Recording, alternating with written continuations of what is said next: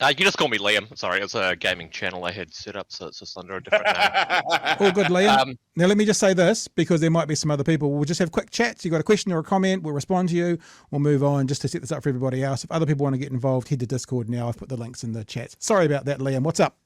Yeah, no, I was actually just looking at what like David Seymour was saying when he came up, and he was saying, oh, we should be able to have a talk about this referendum without people threatening violence.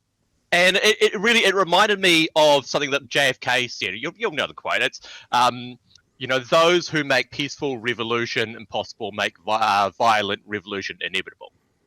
And of course, it's not talking about threatening someone. It's a warning. It's like, don't create this type of pressure because it'll blow up. You have to let it flow.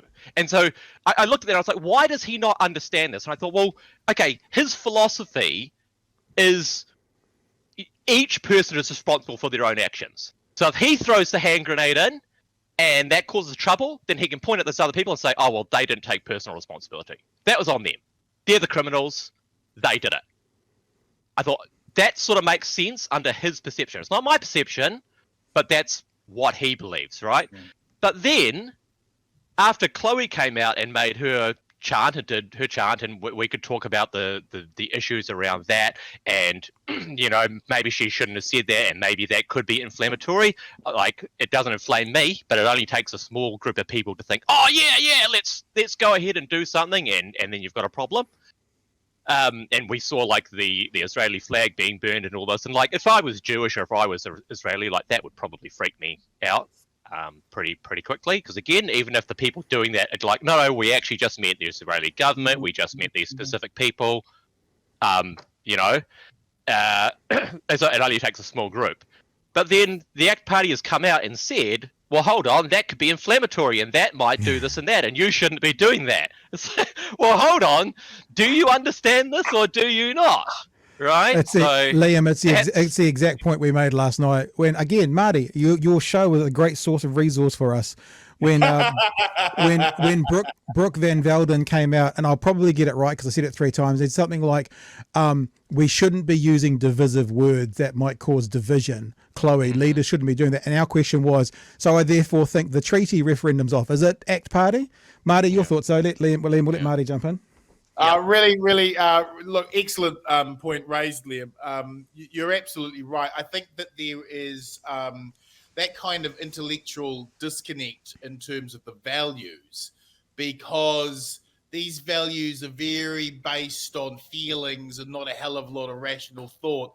The funniest thing about David, and he is, look, I feel and I think that the left have underestimated David for a very long period of time. He is one of the smartest people in Parliament. I know that's a bit freaky to consider, but he really is. And I have a lot of private discussions with David, and I bring it up constantly with him, my disbelief that he doesn't seem to understand that going down this road with this referendum, no matter how well-intentioned and pure he feels his values are going to be, I've said to him repeatedly, once you let this genie out of the bottle, once it takes on a life of its own, you own that, David. You may not have started, that wasn't your intention, you didn't want it to go there, but once you start this debate, everything you break, you own, right? Yeah. You go down this path and you start this discussion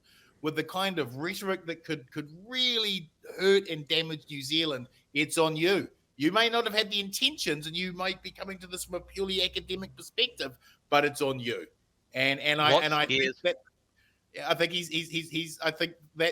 think if ACT is stupid enough to go down this path, then they get everything coming to them. Let me ask, Bomber. You're talking about David like he's a sane, intelligent man, because as you're saying that, the person I think about is Donald Trump.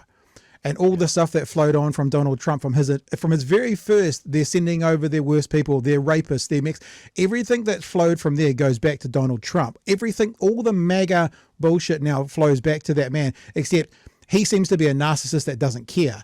If David's not, and he has some care for the future, is he going to be someone in 20 years' time who finds his heart and goes, whoopsie? I mean, what's going to happen then? I think if this goes as Oh, yeah, do it terribly with badly his as resignation with the rest of them, right? right, yeah. I think he will be. Oh God, what did I let out of the bottle? Yeah. I think he would be. Yeah. Yeah.